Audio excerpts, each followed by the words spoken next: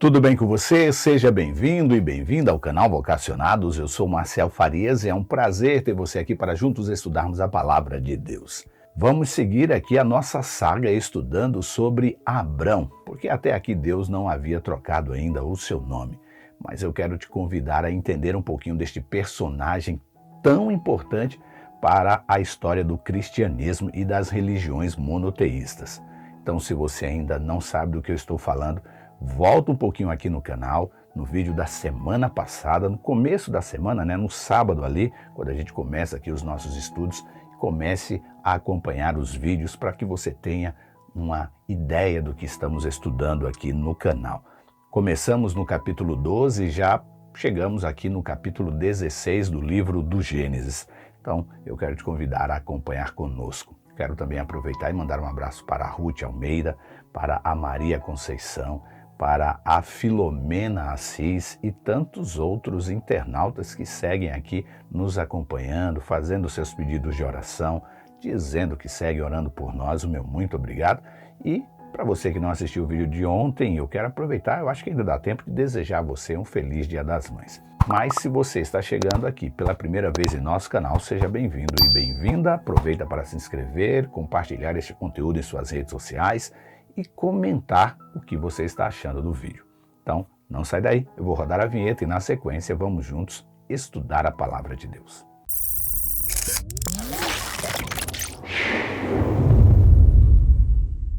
Diz a Bíblia: Sara disse a Abrão: o Senhor me impediu de ter filhos, vá e deite-se com minha serva.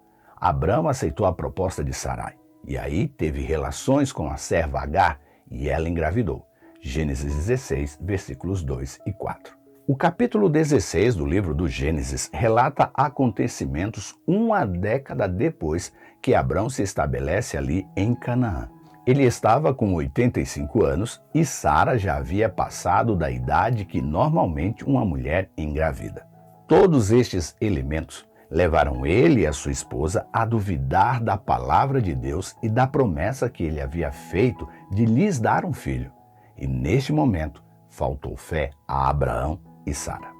10 anos antes, ele havia dado um brilhante exemplo de fé, mas agora agia mais uma vez no sentido contrário. A verdade é que se estivéssemos vivendo a mesma situação que eles, provavelmente teríamos feito a mesma escolha.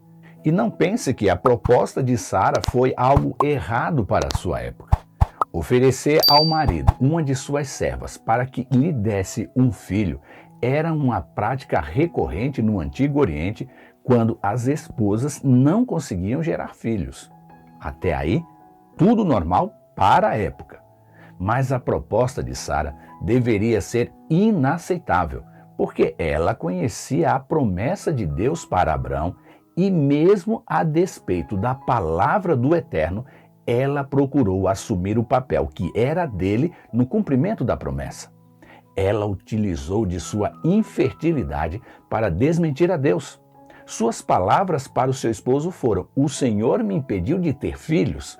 Mas, na verdade, o que ela não sabia é que o tempo de Deus era diferente do dela.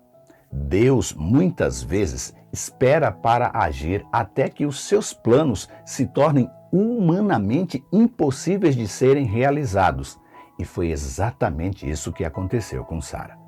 Sua história nos ensina que Deus sempre mantém a sua palavra e que o seu tempo e métodos são muitas vezes uma prova para nós. E o que devemos aprender é que a fé deve ser acompanhada de paciência. Paciência que faltou a Sara e a Abraão. Ele, depois da insistência da esposa, tem relações com Agar, que fica grávida.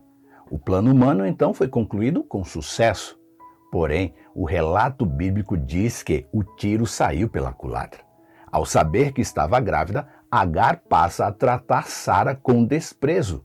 Em uma das versões da Bíblia, diz que Agar começou a olhar Sara com desprezo. Gênesis 16, verso 4.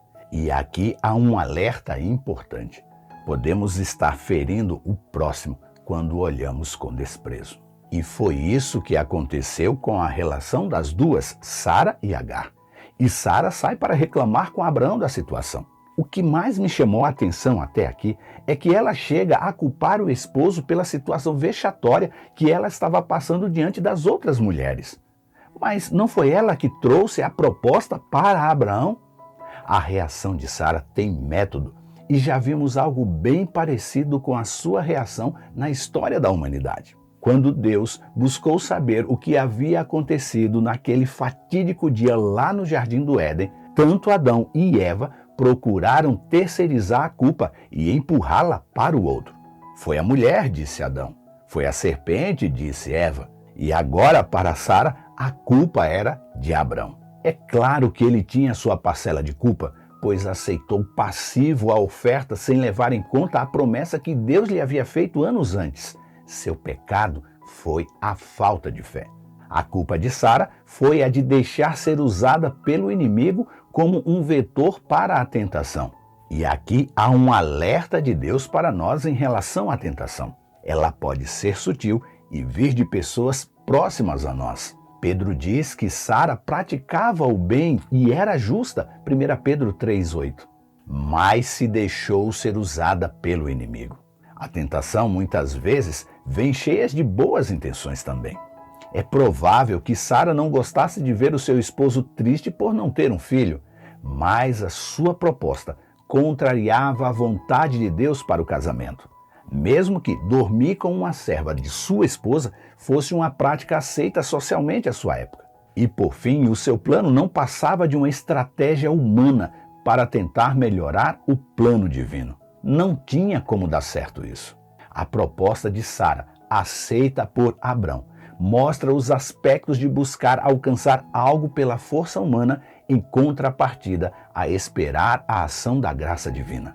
A ação humana atrapalhou os planos de Deus e houve confusão entre as duas mulheres. Quando Sara tentou colocar a culpa em Abrão, ele, se eximindo, tratou logo de deixar que ela resolvesse o imbróglio que havia criado e disse: Agar é sua serva, faça com ela o que lhe bem parecer. Gênesis 16, versículo 6. Daquele momento em diante, a mensagem que Abraão não verbalizou foi: não quero nem saber desse problema.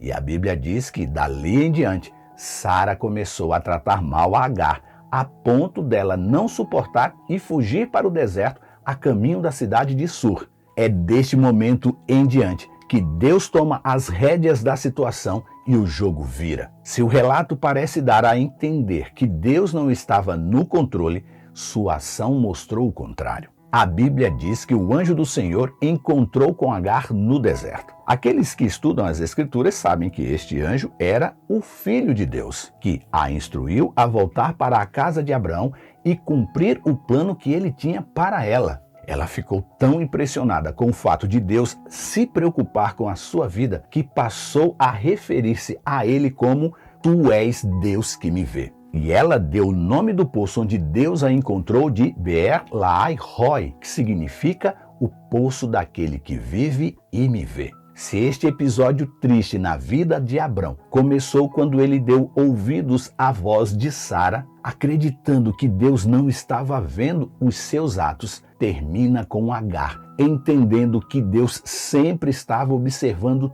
tudo. Ela ouviu a voz de Deus, obedeceu e por isso alcançou a sua graça. A graça de Deus que me vê. Gênesis 16, verso 13. Quantas pessoas passam pela vida sem nunca perceberem que Deus vê os seus atos e conhecem todos os seus pensamentos mais íntimos? Elas ficariam chocadas em saber que Deus presta atenção nelas em todos os aspectos de sua vida.